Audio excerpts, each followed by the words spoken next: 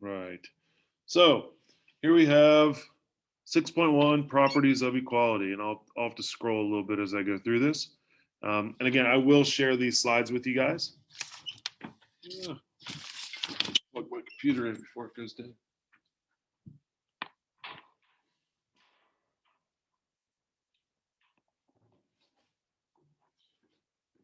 All right, 6.1 properties of equality. So a lot of these are very similar. You're gonna be like, oh, that makes sense. It should, because you've been doing a lot of these since you were in elementary school. You just may not write them out like we're going to be today. So first one, actually the first four are very straightforward: addition, subtraction, multiplication, and division. These examples here are showing you how we could show them algebraically. Okay, so it says with the addition property of equality, if A equals B, right, then A plus B, C would equal B plus C. So basically, if we add the same constant to both numbers, those new numbers would be equal to one another. Okay? This just tells us if we have an equation, if we add the same number to both sides, the equation is still, the left and the right side of the equations are still equal.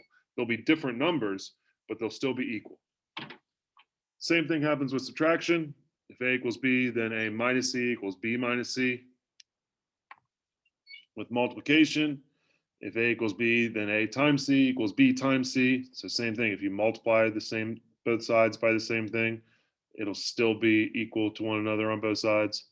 And with division, if you take the two, if A equals B and you do A divided by C, it's going to equal B divided by C. Only time this doesn't work is when C equals 0. Okay, and that's because when you divide anything by 0, you get an undefined solution. And undefined doesn't equal undefined, it's just undefined. Okay, this is that one weird situation we have in algebra where you get things that are kind of in gray area, no man's land. Okay, it's undefined, quote unquote. All right, so these are the first four properties of equalities. Now we got a few more. And again, they're also going to look familiar to you. We have the distributive property of equality. It says for all A, B, and C, values of A, B, and C, if A times the quantity B plus C, that will always equal A times B plus A times C. Basically, if you've got something outside parentheses, it's going to be equal to the same thing as long as you distribute it through the parentheses. Okay. So if you see something happen where you're distributing, okay, you're using the distributive property of equality. Number 6, substitution. If A equals B, then A can be used in place of B in any equation or expression. All right. We actually use this property a lot of times when you solve systems of equation using the substitution method. Okay. So this is one where if you even if you're substituting an expression in for a single variable, that's still using the substitution property of equality because you are substituting something that was equal. All right. So anytime you're substituting, you're using the substitution property of equality. So there's the first 6. Number 7, the reflexive property. For all values of A equals A. We actually were using this property when we were using our theorems and postulates for congruent triangles or similar triangles, okay? Especially when we had a shared side. Okay, if you had a shared side, you had to use the reflexive property. Again, we didn't call it the reflexive property, but if you had a shared side, it was a side that was, it was one side, but it was part of two triangles. Okay, so to prove that the two triangles were congruent, we had to say that this side is equal to itself. Okay, it is congruent to itself, and that was using the reflexive property. All right, so if you're going to use a triangle theorem, like let's say we'd use side, side, side to prove the triangles are congruent. If you've got a if you have a side that's shared between the two triangles, at some point you're saying this side is equal to itself. right? Which is using the reflexive property. The symmetric property, if A equals B, then B equals A. This just talks about how equations are symmetric. If the two sides are equal, then it doesn't matter which way we write it, okay? You can switch those sides. Transitive, this is my favorite one. If A equals B and B equals C, then A equals C. This is one of those logical ones. You kind of follow the way through. All right, if A equals B and B equals C, then A equals C. Okay, it's like if, I like it's logic because like you can follow the chain of events, all right? If this makes this happen and that makes that happen, then the first thing led to the last thing. This is also, the transitive property is also just another way of also talking about substitution, all right? If we know that B equals C, we can substitute C in for B, which means A equals C, okay? So the transitive property is just another way, another situation using substitution. Okay, so we got 9 total properties of equality. We're going to be using all of these different properties to prove things. And we're going to be using them to prove things that look very similar that we never wrote out as a proof probably before. Okay, so this is a 2-column proof. All right, and with a 2-column proof, you always have a given statement and you have a prove statement. All right, so we want to work through this proof starting with what we're given. All right, starting with what we're given and finishing with what we're proving. Okay. All right, let's go ahead and go through this one. All right, so you always start with what you're given. Okay, so the statement is like, these are the things I can say as facts, and then the reason is why I can say them. Okay, why I can say them. So I'm going to start off with what's given. So 3x minus 15 equals 9. Typically we put like numbers along the way so that you know which statement goes with which reason. All right, now the reason why we can say this, it's given. Okay, and that's our reason. And you always start proofs with your given statements. Okay, it's like, these are the facts we know. 3x minus 15 equals 9. Now we want to get to 8 equals x, but let's use some properties of equality to do that. Well, I'm going to start solving for x here. So I'm going to go ahead and add 15 to both sides. If I were to add 15 to both sides, I would end up with 3x equals 24. Now what property did I use to get there? Well, I added 15 to both sides.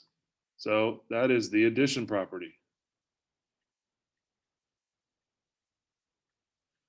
Yep.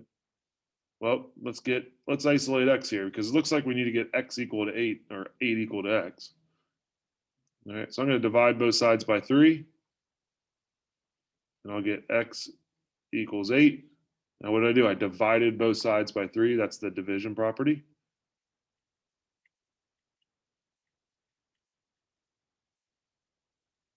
Yeah. Okay. Now we need this last step to look exactly like the prove part. Now right now it says x equals 8, but I need it to be 8 equals x. Now this is when a lot of people get these two confused. A lot of people are like, well, I'm going to reflect it. Okay. Well, the reflexive property doesn't say you can switch this. Okay. The symmetric property does. Okay. So we can actually flip this to 8 equals x. And that is the, why can we say that? Because of the symmetric property. Okay. Then we have our answer. As long as the last step shows what you're trying to prove, you're good. Okay. Then you've shown the steps along the way. Now, there is more than one way to get from your first line to your last line. Okay. And sometimes there are different properties you can use to get there. There's definitely different orders of the properties that allow you to get there. But it has to be a logical step-by-step process to get to that last statement, which is what you're trying to prove. Okay. Now, you guys are looking at this, probably like, duh, this makes sense. It should. You guys have done this for years. Okay, this should make sense, and the properties we're using should make sense. This is just day one of our proofs. Okay, we're going to be doing this for a day before we start moving into our geometric proofs. But algebraic proofs are a good introduction because it's at least giving you the structure with which we're going to use. Okay, so I'm probably not going to go through all of these examples. I'll probably skip through a couple of them, but I'll go through. There's a couple at the bottom. They're a little bit harder. I definitely want you guys to see those. Okay. All right. So here's one where we're given 3 times x plus 4 equals negative 15. There are, again, there's a variety of ways you could do this one, but you always start with what's given. So you rewrite the given part. 3 times x plus 4 equals negative 15. And your reason, oh, should be a 1. Your reason is given. Okay. Now, there's a couple different ways we could go here. We could divide both sides by 3, which would get rid of these parentheses because we're getting rid of that 3. Or you could distribute. I'm going to go ahead and use the distributive property because we don't use it that often. So I'm going to distribute the 3 through here, and we get 3x plus 12 equals negative 15. Now, the reason why I can write this like this is the distributive property.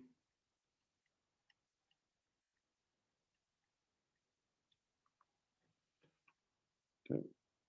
And then go ahead and subtract 12 from both sides. Let's see, it's going to be negative 27. And I subtracted on both sides, so it's subtraction. Divide both sides by 3. We get x equals negative 9. And that was the division property. Now, in this case, we didn't need to flip the left and the right side because we were trying to prove that x equals negative 9. And once our statement reflects what we're trying to prove, we are good. Okay, so this is a 2-column proof for this algebraic statement. Okay. All right, let's see if we can skip through a couple of these. Here's one where we'd use the addition property and the multiplication property to get to our solution of x equals 18.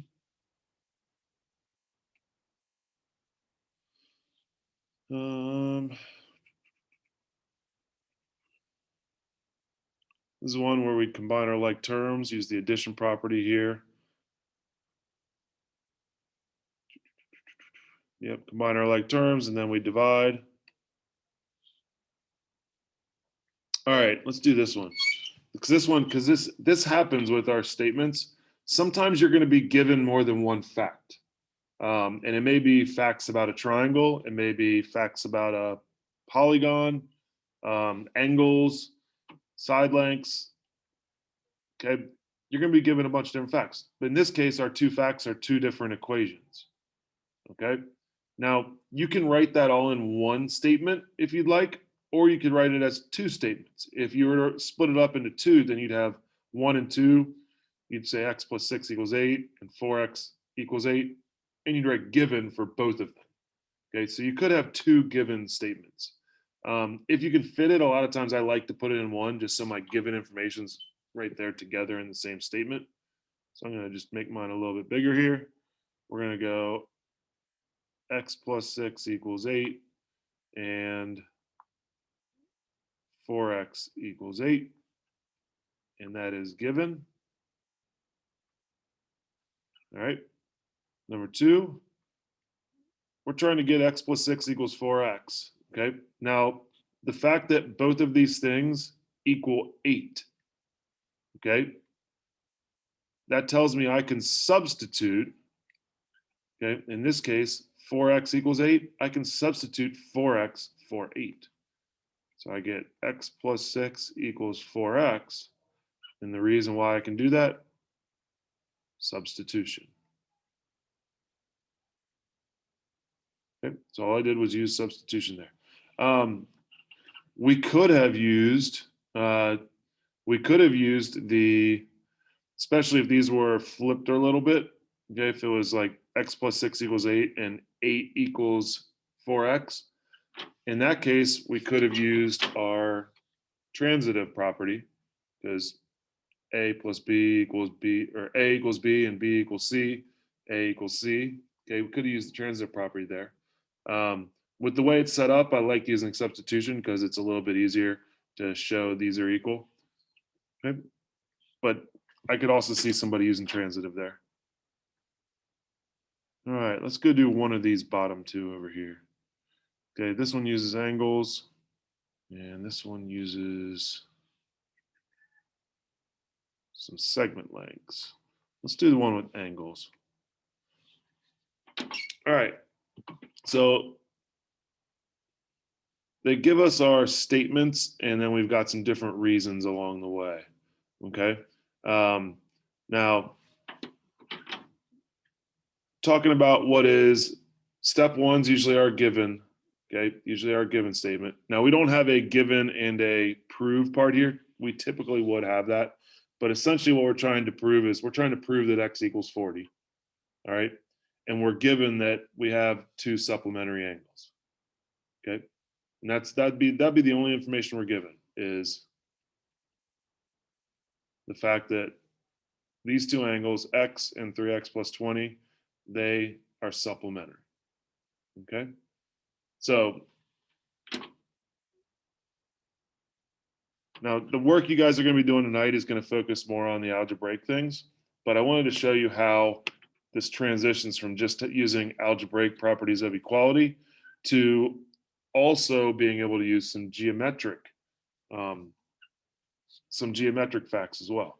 So step two, this is not like the property, this is not the addition property. When we say things are supplementary, all right, it's also telling us that when we add the two angles together, they equal 180. Now, why is that? Why do we know that? Well, we can go back to the definition of supplementary. Okay. Now, you don't have to write everything out. Again, some of these get pretty long. And again, we should probably be writing on all these other ones like addition property of equality and distributive property of equality. I'm fine if you guys just write down the one word at the beginning, or if you want to shorten like this, definition could be shortened to DEF period, supplementary, SUPP. Just as long as you make it clear enough that I know what you're writing, then you should be good here. Okay. But the reason why we can say this second statement is because of the definition of supplementary. And the definition of supplementary says two angles are supplement if when you add them together, they equal 180 degrees. Okay. From there, we're able to go into some algebraic portion, because now we know that these two angles added together equal 180. Well, we know the measures of these angles. Okay. And I apologize, there should have been some endpoints here. Okay. CDE and EDF. So we've got these two angle measures now. We know what the angle measures are. We have one that's x degrees and one that's 3x plus 20 degrees. All right, we can add them together, x plus 3x plus 20. Now again, we can do that because we are substituting, okay, substituting in for these values.